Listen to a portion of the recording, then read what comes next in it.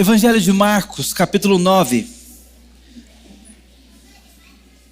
verso 2 em diante. Assim diz a palavra do Senhor, ouça com atenção. 6 dias depois, Jesus tomou consigo Pedro, Tiago e João e os levou em particular a sós a um alto monte. E Jesus foi transfigurado diante deles. As suas roupas se tornaram resplandecentes, de um branco muito intenso, como nenhum lavandeiro no mundo poderia alvejar. E lhes apareceu Elias com Moisés, e estavam falando com Jesus. Então Pedro, tomando a palavra, disse a Jesus: Mestre, bom é estarmos aqui. Façamos 3 tendas, uma para o Senhor, outra para Moisés e outra para Elias. Pois não sabia o que dizer, pois por estarem eles apavorados. A seguir veio uma nuvem que os envolveu, e dela veio uma voz que dizia: Este é o meu filho amado, escutem o que ele diz. E de repente, olhando ao redor, não viram mais ninguém com eles, a não ser Jesus. Ao descerem do monte, Jesus lhes ordenou que não divulgassem as coisas que tinham visto, até o dia em que o Filho do Homem ressuscitasse dentre os mortos. Eles guardaram a recomendação, perguntando uns aos outros o que seria esse ressuscitar dentre os mortos. Então perguntaram a Jesus: por que os escribas dizem ser necessário que o Elias venha primeiro? Jesus respondeu: Elias, vindo primeiro, restaurará todas as coisas. Como então está escrito sobre o Filho do Homem, que sofrerá muito e será desprezado. Eu, porém, lhes digo que Elias já veio, e fizeram com ele tudo o que quiseram, como está escrito a respeito dele. Quando eles se aproximaram dos outros discípulos, viram numerosa multidão ao redor deles, e os escribas discutindo com eles, e logo toda a multidão, ao ver Jesus, ficou surpresa, e correndo até ele, o saudava. Então Jesus perguntou: o que é que vocês estão discutindo com eles? E um do meio da multidão respondeu: Mestre, eu trouxe até o Senhor meu filho, que está possuído de um espírito imundo. E este, sempre que se aposta dele, lança-o por terra. E ele espuma, range os dentes e vai definhando. Pedi aos seus discípulos que os expulsassem, mas eles não puderam. Então Jesus exclamou: ó geração incrédula, até quando estarei com vocês? Tragam um menino até aqui. E eles os trouxeram. Quando ele viu Jesus, o espírito imediatamente agitou o menino com violência, e caindo ele por terra, revolvia-se espumando. Jesus perguntou ao pai do menino: há quanto tempo isso está acontecendo com ele? O pai respondeu: desde a infância, e muitas vezes o tem lançado no fogo e na água para o matar. Mas se o Senhor pode fazer alguma coisa, tenha compaixão de nós e ajude-nos. Ao que Jesus respondeu: se o Senhor pode, tudo é possível ao que crê. E imediatamente o pai do menino exclamou: eu creio, ajude-me na minha falta de fé.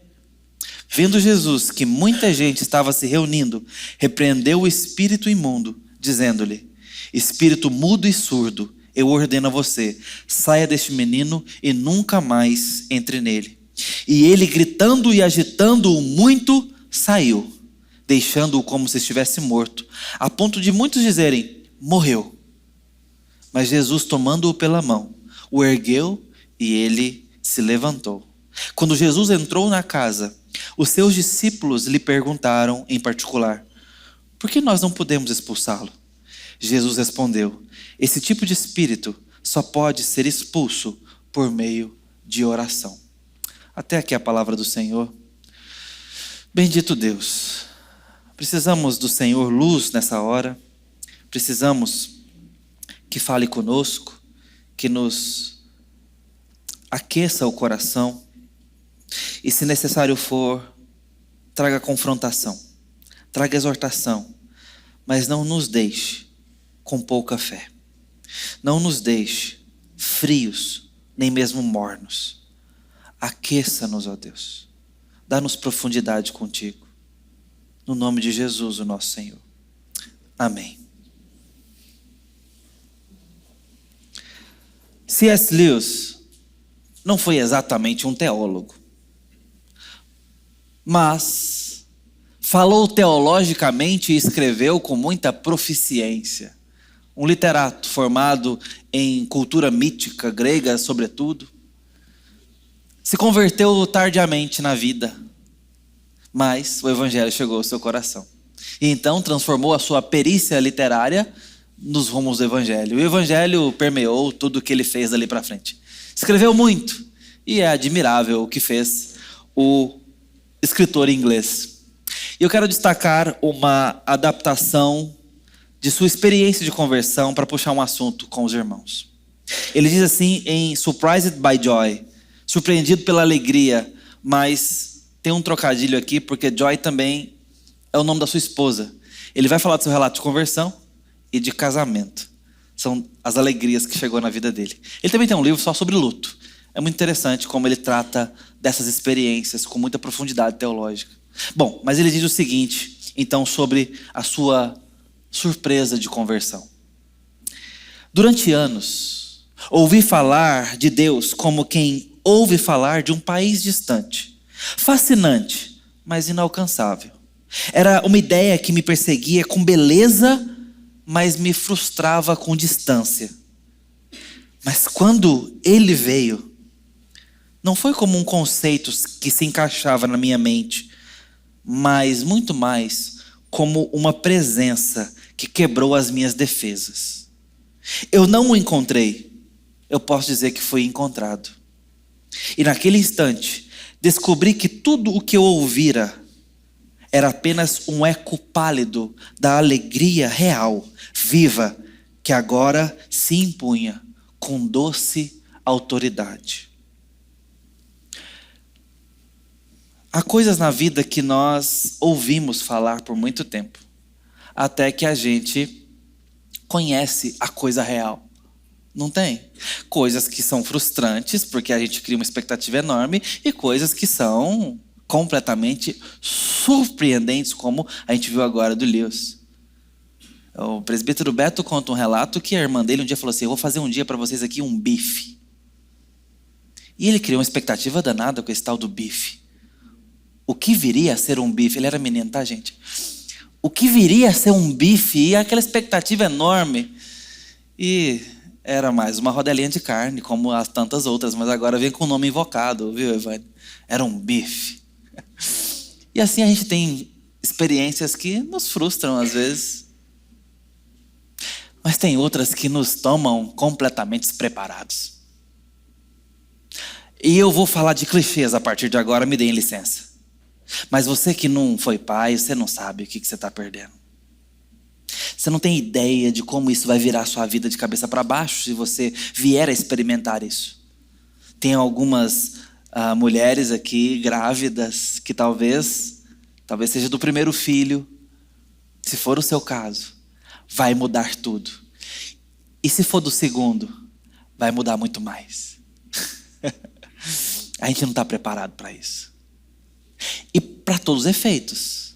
Mas a verdade é que muda tudo em nós. Não só na vida. Não é só sobre o sono privado e a rotina completamente agora invadida por prioridades, emergências. Isso acontece, óbvio.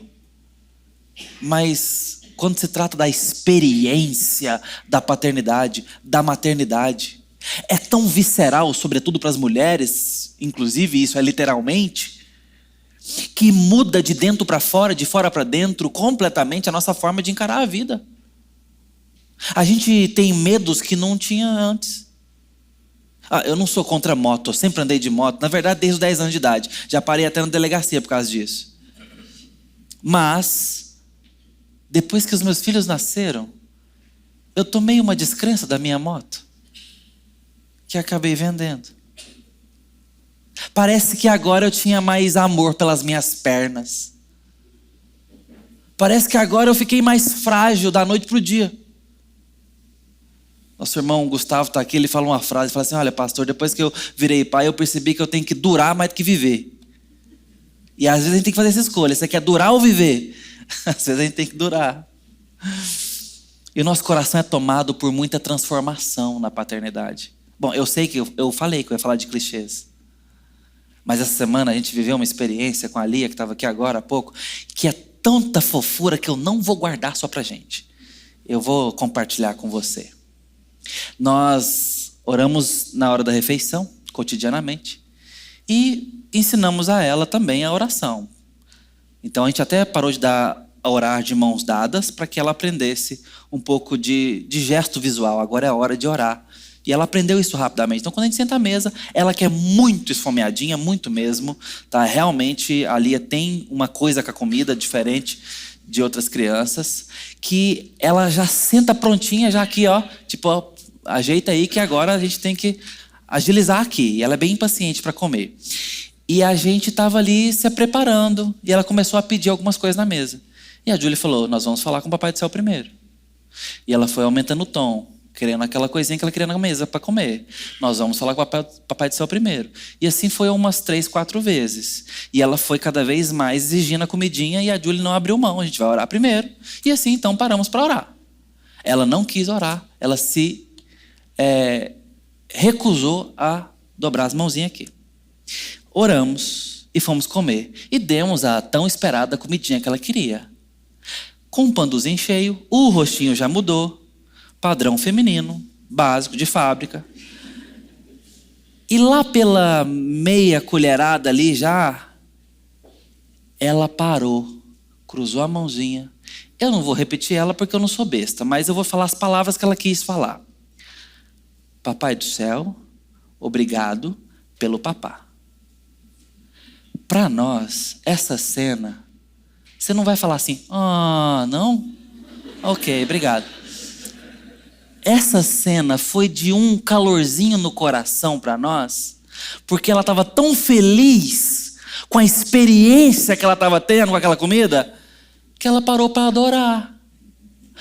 Irmãos, nós temos certas experiências na vida que teoria não nos prepara.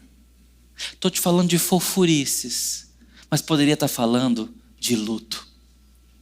Poderia estar te falando para aquilo que a sua mãe te alertou tantas vezes. O dia que eu sumir, vocês vão sentir falta. E sabe? Mães somem. Mães faltam. E a partir desse momento, nós nos demos conta que por mais que ela fizesse drama cotidianamente, te lembrasse e advertisse disso, você não estava suficientemente preparado para se despedir da sua mãe. Não é?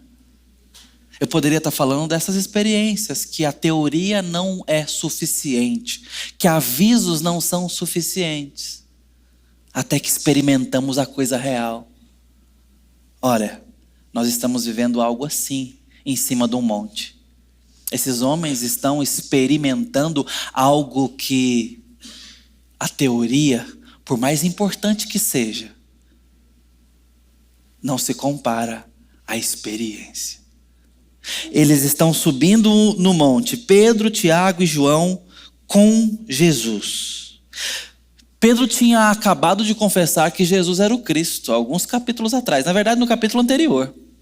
Mas ao mesmo tempo, Pedro é aquele que diz para Jesus que ele não pode sofrer. Quando Jesus explica que vai sofrer e morrer, Pedro chama-o à parte para repreendê-lo ou reprová-lo. Pedro crê. Pedro ama, Pedro sabe, mas Pedro não está pronto. Pedro precisa subir no monte. E a partir desse momento, nós, de uma herança pentecostal, toma cuidado com o nosso caminhar aqui. Eu vou entrar em terreno minado agora, falar de monte, oração, adoração. Se segure aí, presbiteriano, porque a gente vai manter aqui um limite fino, tá bom? Mas esses homens precisam subir no monte para experimentar algo de Deus que até agora não experimentaram. E não é para todos, é para aqueles. E aqueles voltarão diferentes para outros. Veja, nós estamos diante de um Pedro despreparado, embora convicto, crente, e ir embora relacionado com Deus. Eles estão seguindo Jesus, eles já são discípulos. Já estão prontos para ir com ele até Jerusalém, onde ele vai ser perseguido. Esse não é o ponto. O ponto é sobre profundidade do coração. É sobre intimidade. É sobre a fundura da relação. Entende? E agora nós vamos subir a esse monte. E essa situação parece muito análoga à outra que nós já vimos no Antigo Testamento. Lembra-se quando, por exemplo, lá no livro de Êxodo, tem um monte chamado Sinai? E quem é que sobe nesse monte? Moisés. E quem é que está nesse monte aqui no Evangelho de Marcos? Moisés. E aqui nós vamos ter dois casos muito parelhos. Nós temos num onde Deus se manifesta para um povo que, ainda que agraciado, ainda que alcançado, ainda que já reconhecendo os grandes feitos do Senhor, precisa de experiência com Deus. Não tiveram o suficiente, mas estão aqui caminhando com Deus, saindo do Egito, indo para Canaã. Eles não querem agora voltar necessariamente, eles murmuram no caminho, mas Deus está preparando o coração deles. Mas quando chega no Monte Sinai, Deus vai fazer um passo a mais. Ele chama Moisés para subir naquele monte, e ele se manifesta com uma palavra que a gente gosta aí na década de 90, Shekinah, que é a glória de Deus presente. É uma palavra hebraica que significa essa constatação da glória de Deus. Não é que existe a glória de Deus lá, ela está se manifestando. A Shekinah de Deus é a experiência em alguma medida com a glória de Deus. Seja visivelmente falando, seja audivelmente falando, seja em alguma medida sensorialmente falando, há uma percepção da glória de Deus no local. E a glória de Deus envolveu de tal forma aquele monte, não era uma sala, era um monte inteiro, que ninguém podia tocar no monte. Se tocasse, caixão. No caso, só um buraco no chão e terra, porque morria mesmo. A presença de Deus fumegava literalmente. O monte tremia, havia trovões e relâmpagos naquele lugar. E Moisés se envolve com a glória de Deus, de tal forma, como quem vê, que desce do monte, tempos depois, e do seu rosto radia glória. Ele tem que cobrir o rosto. Tal era o brilho. Dá para imaginar isso? Glória. Glória visível. Glória letal. Glória perigosa para pecadores. Não era assim no Santo dos Santos? Deus se manifestava eventualmente no Santo dos Santos, depois de 2 véus. E naquele lugar a glória de Deus preenchia o tabernáculo, que apenas o sumo sacerdote, com a propiciação feita pelo derramamento de sangue lá fora no propiciatório, depois de ter imolado o animal no altar, é que ele podia entrar representando o povo. Eu vou voltar nesse assunto daqui a pouco. Mas aquela arca da aliança que estava dentro da última sala chamada Santo dos Santos, se alguém tocasse na arca a qualquer momento, morria. Porque a glória de Deus estava presente. A glória de Deus é perigosa. Um dia Moisés, esse que fala a Deus como qualquer um fala a seu amigo, diz o livro de Êxodo, pediu para ver a glória de Deus. Ele estava tão íntimo de Deus que ele falou assim: Senhor, deixa eu ver sua glória, me dá mais. E Deus falou: Moisés, ninguém pode ver, mas eu vou te deixar ver um pouco. E colocou Moisés de trás de uma fenda, de uma rocha, e passou e permitiu-se ver meio que de costas, alguma coisa do tipo. É o que o livro de Êxodo fala. Não dá para entender muito isso, um Deus sendo espírito, mas algo da glória de Deus estava visível, sensorialmente falando. Uau! Agora nós vamos para outro monte, onde Jesus chama os seus discípulos e sobe. E a glória de Deus fica aparente. As roupas se branqueiam de um branco puro. O Senhor das luzes, o Senhor da criação, do cromo, está aqui tratando as roupas para que elas fiquem reluzentes. Pedro é tomado de tanto medo e pavor, diz o texto, que estavam apavorados, que ele não sabe o que dizer. Ele não sabe o que ele faz. Se ele senta, se ele fica em pé, se ele põe a mão no bolso, ele não sabe para onde olhar, ele não sabe, ele está completamente perdido. Pedro está começando a experimentar o que ele sabia. Pedro está começando a viver aquilo do que ele já ouviu e até creu. Mas agora ele está vendo. Entende a diferença? Ele está experimentando algo milagroso, diferente.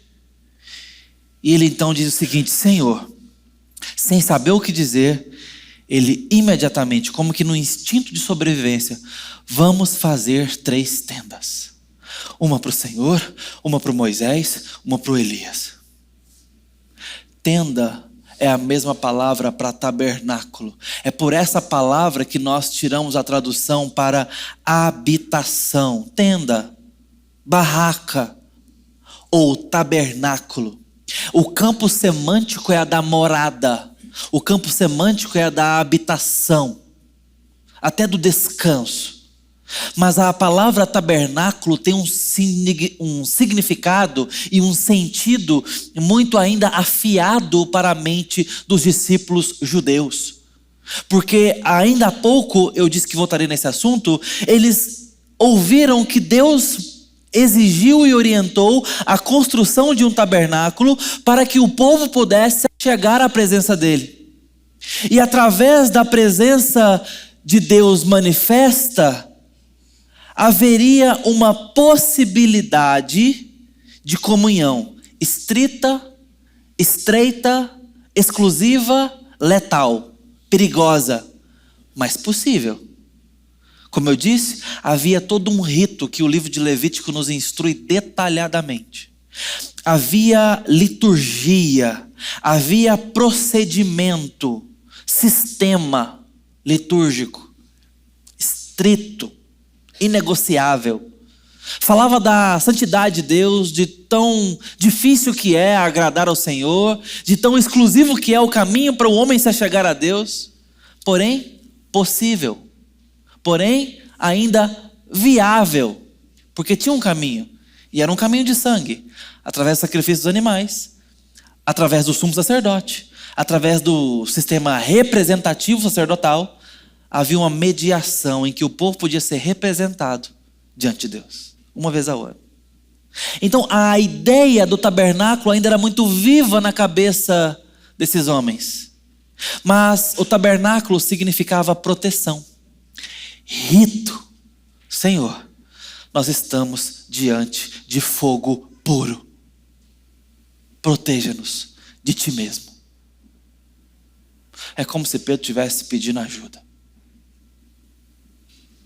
Quem nos salvará do Senhor que é santo? Pedro está olhando para a glória pura. Meus irmãos, nós temos muita dificuldade de entender o que está acontecendo aqui. Tanto que os demais discípulos só ouviram falar. Pedro, Tiago e João viram, os outros só ouviram, como nós também. Glória nua e perigosa. O fogo que acendeu o sol está ali, entende? O timbre que chamou as estrelas pelo nome está falando com eles. De forma desacomodada. Porque Jesus é uma acomodação. A gente consegue abraçar Deus com Jesus, não é? Eles conseguem tocar em Deus, em Jesus. A encarnação é a acomodação na nossa linguagem. Jesus vem da nossa altura falar com a gente, colocar Deus bem perto, não é? Mas agora ele está mostrando um pouco da sua glória divina. E ela é assustadora. E Pedro vê aquilo e diz: Senhor, precisamos de um tabernáculo. Precisamos de ritual aqui para nos dar um meio viável. É a suposição dele, a forma que ele achou de propor isso. E é como se o texto de Hebreus estivesse sendo repetido aqui. Jesus é o resplendor da glória de Deus, a representação exata do ser de Deus. Lá no Monte Sinai, Moisés veio brilhando a glória de Deus como que a lua brilha a luz do sol. Esses homens estão diante da própria fonte de todas as luzes. Entende a diferença do que está acontecendo aqui? E Pedro então pede algo para mediar esse distanciamento, porque ele se vê completamente diferente daquilo que está na frente dele. Aquela luz mostra a nossa pequenez, mostra a diferença de natureza, mostra o distanciamento que existe entre nós e o nosso Deus. Quanto mais perto, mais longe parece que estamos. E então ele pede proteção. Precisamos de um tabernáculo, precisamos estabelecer rituais aqui que nos protejam de Deus. E é nesse momento de grande temor e pavor que vem uma voz. A mesma cena se repete lá do capítulo 1, quando Jesus está se humilhando no batismo de João Batista. É humilhação. E vem uma voz do céu, depois que o Espírito Santo desce num formato de pomba, dizendo: esse é o meu filho amado, em quem tenho prazer. A cena se repete porque nesse momento de grande pavor de Pedro, Tiago e João, eles são envoltos com uma nuvem. Como que uma nuvem? E uma voz diz: esse é o meu filho amado, a ele ouvi. Ouçam o meu filho, ouçam o verbo de Deus, o Logos divino está entre vós, para lhes falar, para lhes mostrar, para lhes comunicar Deus. No momento de grande pavor, Deus os abraça. A glória fulminante, assustadora, acolhe. Qual a possibilidade disso? Deus está mais manso? Deus pensou um pouco na vida do Antigo Testamento para o Novo Testamento? Deixou de ser voraz, letal, santo, santo, santo, intocável? Nem um pouco.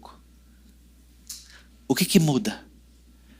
É que o sacrifício perfeito já está entre os homens.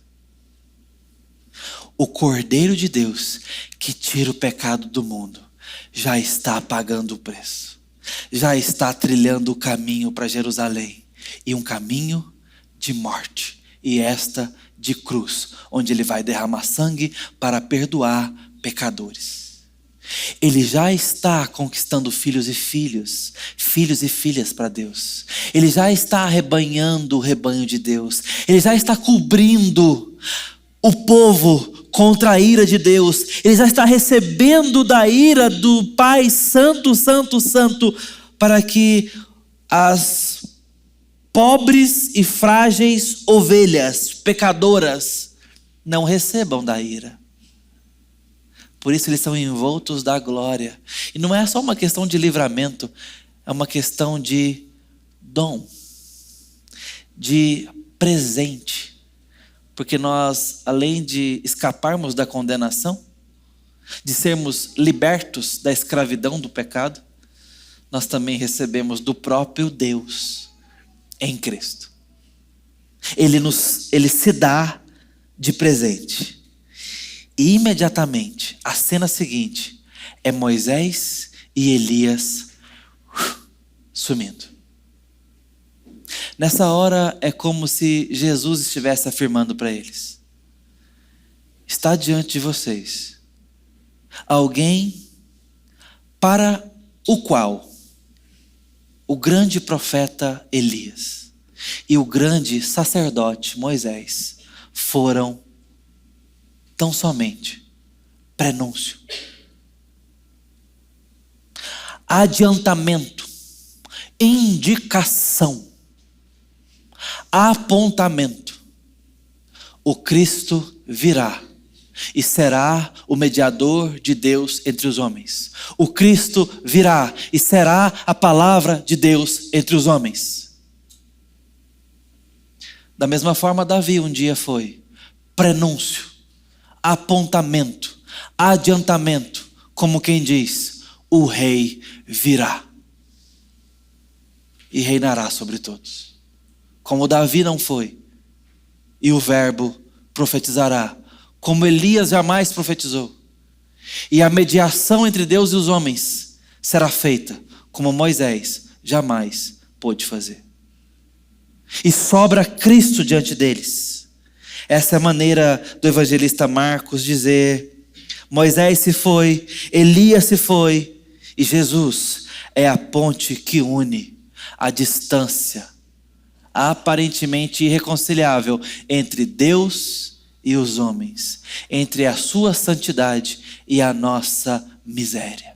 Jesus é quem nos une. É Ele quem é capaz de dar à humanidade algo que nenhum profeta, nenhum mediador, nenhum sacerdote foi capaz no passado. E nenhum animal em toda a sua soma de sangue derramado foi capaz de providenciar. Mas apenas pré-nunciar.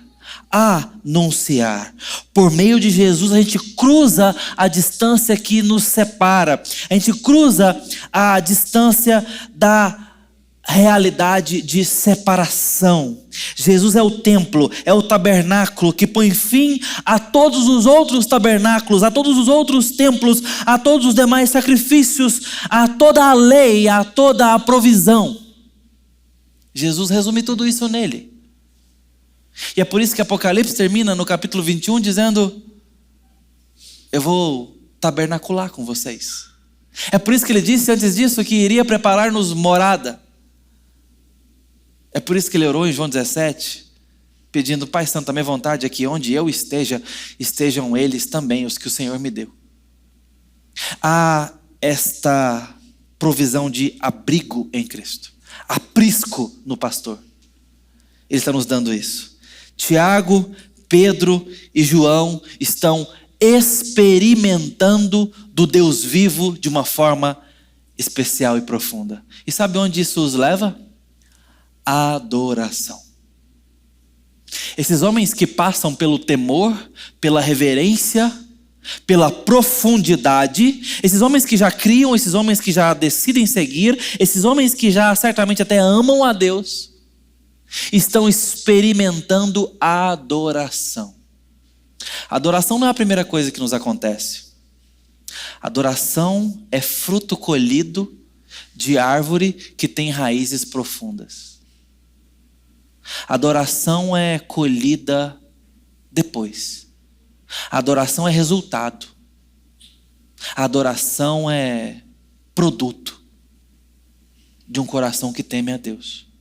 E de um coração que experimenta do ser de Deus. Esses homens adoram. A adoração é uma prévia daquilo que todos os corações anseiam. A gente pode ter ou não consciência disso. A gente busca na arte, às vezes no romance, nas paixões, nas delícias dessa vida, coisas que nos dão sentido e deleite. E por que a gente tem essa bússola? Porque nós fomos feitos para uma contemplação que preenche o ser humano de tal forma que somente quem o inventou e criou pode preencher. A adoração legítima é uma experimentação dessa realidade, porque nós estamos contemplando em alguma medida o Deus perfeito que nos fez. A adoração verdadeira é eu contemplar verdade e experimentar dessa verdade. Por isso adoro. Por isso o resultado é adoração. Por isso atos de louvor, por isso um cântico novo, por isso a alegria litúrgica e o ajuntamento contemplativo, por isso nossos ritos. Mas eles não substituem a adoração. Eles podem direcioná-la, organizá-la, e isso é muito desejável. Mas a adoração é uma resultante de um coração que aprendeu a temer a Deus, a reconhecê-lo, a abordá-lo com reverência trêmula. Se nós não nos espantarmos com Deus, permita-me o verbo, dificilmente vamos adorá-lo. Se Deus não for completamente admirável aos nossos olhos. O Salmo 139 diz o seguinte, depois de falar da onisciência de Deus, da onipresença de Deus, da onipotência de Deus, o salmista diz: quão insondáveis são os teus pensamentos. São maravilhosos demais para mim. Se nós não nos admirarmos de Deus, nós não vamos conhecê-lo, ou é porque não estamos o conhecendo profundamente. E é só por meio disso que vamos ser encaminhados ao temor a Deus. E é por meio do temor a Deus que nós vamos adorá-lo verdadeiramente. É isso que esses homens estão experimentando. Adoração não é apenas crer. Antes deles subir ao monte, Pedro, Tiago, João, eles criam em Deus. Pedro já tinha confessado: tu és o Cristo. Mas agora eles estão experimentando o conteúdo da confissão. Eles estão experimentando o Cristo. E isso é experiência. E eu não estou falando que você tem que subir no monte para ter experiência com Deus. Outros já subiram por nós. É só a gente agora ficar com fruto disso. Se quiser subir, pode subir, não tem problema. Mas veja, o ponto aqui é que se eu entendo o que foi feito por mim e busco a Deus com temor e sinceridade, eu vou encontrá-lo. Eu vou achá-lo. E haverá profundidade. E eu vou temê-lo. E temendo a Deus, eu vou obedecê-lo. Porque essa é a prova do nosso amor para com Ele. Temor a ponto de obedecer. E haverá em nós adoração. Num dos meus momentos mais sensíveis de luto na minha história pessoal de vida, eu pedi a Deus 1000 respostas, em particular de um ponto, um recorte da minha história. 1000 respostas, 1000 direções. Deus não me respondeu nenhuma delas. Não se acomodou à minha linguagem. Mas não me deixou sem resposta. Tão claro como eu sei muitas coisas com certeza nessa vida, Deus me orientou da seguinte forma: temor e adoração te bastam na dor. Isso foi tão claro, e eu evito entrar em detalhes, para dizer aos irmãos: temor e adoração bastam na vida, durante da dor. Se nós não formos capazes de temer a Deus no meio da tempestade e adorá-lo, a vida nunca estará no eixo. Encontre adoração no meio da sua dor e tudo estará no lugar, ainda que o trem esteja fora dos trilhos. Ainda que estejamos sepultando os nossos, ainda que exista injustiça no país, ainda que exista dor dentro de casa. Eu não estou falando de comodismo, meus irmãos, nem de entregar os pontos. Eu estou falando de um coração pastoreado, que sabe que Deus está presente como pastor, porque o reconhece, teme e adora, como o salmista que entende que o Senhor é o seu pastor e nada lhe faltará. Ainda que ele ande pelo vale da sombra da morte, não temerá. Ele está andando no vale da sombra da morte, mas não há motivo para ter medo das circunstâncias. Por quê? Porque o pastor está caminhando com ele. Quem é esse pastor? O pastor que também providenciou pastos verdejantes. Saber do grande amor de Deus em Cristo por nós deve nos habilitar a termos profundidade com Ele na hora das escassezes da vida, das necessidades da vida, do mau tempo. Eles estão experimentando a própria face e o próprio braço de Deus os envolvendo. O sentido mais completo desse episódio somente viria à tona depois da ressurreição de Cristo. E sabe o que Jesus está fazendo aqui com esses homens? Preparando 3 deles para a ressurreição. 3 deles estavam sendo preparados para vislumbrar na transfiguração a profundidade da realidade que muitos experimentariam na ressurreição. Jesus está dando para aqueles homens experiência de convicção. E é isso que a experiência com Deus nos dá. Convicção apaixonada. Coração aprofundado. E nós, irmãos, ao vermos tudo isso, devemos nos envolver de tal forma com Jesus, de tal forma com a sua glória, de tal forma encontrarmos adoração nessa vida, porque estamos aguardando a segunda vinda de Jesus. E pode não ser tão logo quanto gostaríamos. E pode ser que a igreja tenha que marchar ainda. Nós precisamos subir e descer do monte com olhos brilhando. Me entenda. Nós precisamos sair do nosso quarto de oração como quem esteve de fato com Jesus Cristo. Se eu posso ilustrar isso aos irmãos, nós precisamos sair do nosso tempo com Deus cheirando a Jesus. De tal forma que nada vai nos enganar depois de termos estado com Jesus. Ninguém vai nos dissuadir de algo que vimos, de algo que experimentamos. A nossa convicção precisa ser de gente que sabe que Jesus te transformou. Uma coisa é saber sobre Jesus, outra coisa é experimentá-lo. Nós temos muito medo de falar essas frases. Eu sei as razões.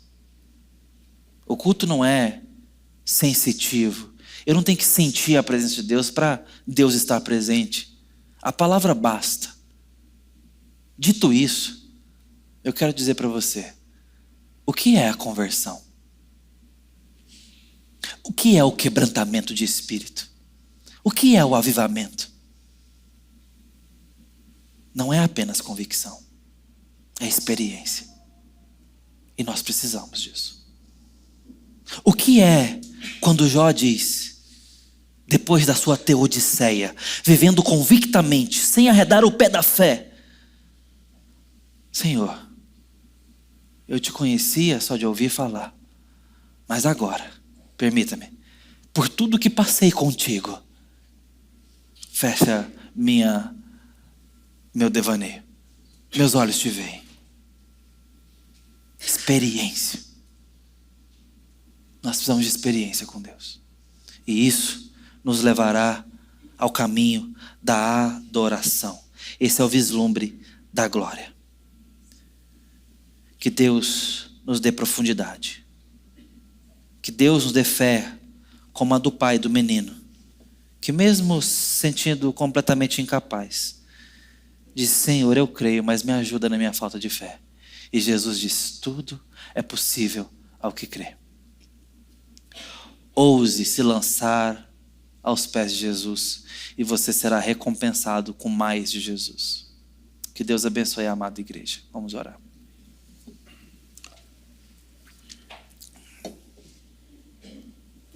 Senhor, como precisamos ser alimentados em fé. Como precisamos, ó Deus, de mais profundidade contigo. Por isso eu peço ao Senhor nessa hora, ajuda a tua igreja, ajuda-me como parte da igreja a termos profundidade com o Senhor Jesus. Nos ensina o caminho da adoração, Pai. Te pedimos isso, Pai. Te pedimos quebrantamento, arrependimento, te pedimos contrição, te pedimos avivamento, te pedimos sensibilidade com o Senhor. O Senhor nos renova a fé, o amor, a intimidade contigo. Dá-nos saudade do Senhor, Pai. Ajuda-nos a querer estar contigo e a experimentar vislumbres da sua glória enquanto caminhamos na tua palavra. Assim te pedimos no nome do Cordeiro Santo de Deus. Amém.